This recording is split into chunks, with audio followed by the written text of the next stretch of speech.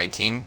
We have a patient presenting with symptoms of atrophic vaginitis, myelitis, and pericarditis. Let's brainstorm possible diagnoses. Maybe it's an autoimmune condition affecting multiple systems. Could it be a rare genetic disorder causing inflammation in different parts of the body? I think we should consider an infectious disease that's spreading throughout the body. What about a systemic disorder affecting the connective tissues? Enough. None of you are even close. The correct diagnosis is microlissencephaly. Microlissencephaly? But that's a brain malformation. How do these symptoms relate to that?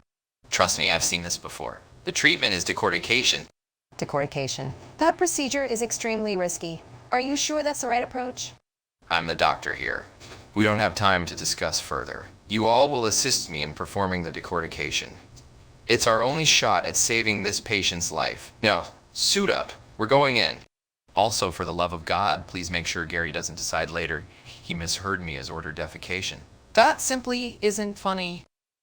Tracy, you called for me.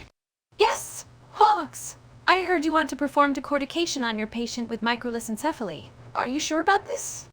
Of course I'm sure. I have years of experience, Tracy. You can't question that now. I hope you're right, Hawks. The last thing we need is another misdiagnosis. Just be careful. Don't worry, Tracy.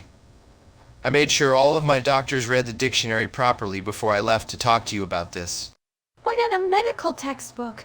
Most of them barely passed med school to begin with. I don't want to be too hard on them.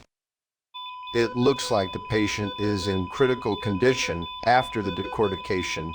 I had a feeling that treatment wasn't right for microlissencephaly despite Dr. Hawks's insistence. Where the hell is Gary this time? Actually, never mind. I don't care.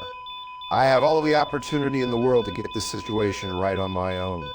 Oh, this patient's fucked. Why do you forsake me, Lord? What the hell were you thinking? Microlissencephaly? Decortication! Are you all incompetent fools? Hawks, we followed the proper diagnostic procedures with the information we had. No, I did. You disappeared before I began treating the patient, and you weren't there at all in the recovery room. I'd rather not discuss that at this time. Yeah, we did our best, but clearly something went wrong. No, hold on. Gary didn't treat the patient and they're still messed up. How did that happen? Do you have a better diagnosis in mind, Hawks?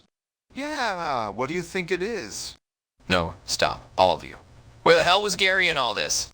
Are you really worried about what I wasn't doing as opposed to what happened to the patient while I was absent? Yes, we're getting to the bottom of this one right now. Funny you should say that. Well, earlier today you randomly said defecation, then remembered I had to take a giant steaming shit all of a sudden, and that took a couple hours. Congrats. I walked right into that one. I don't even know what to say about you miserable failures anymore. Better out than in. Precisely, Frank. This hospital would be a lot better if all four of you pathetic excuses for adequately functioning drones were out of this hospital, not in it. So, Johnson, how are things going in the oncology department? I've been quite busy lately, but the patients are responding well to treatment. It's always a challenging but rewarding field. That's great to hear.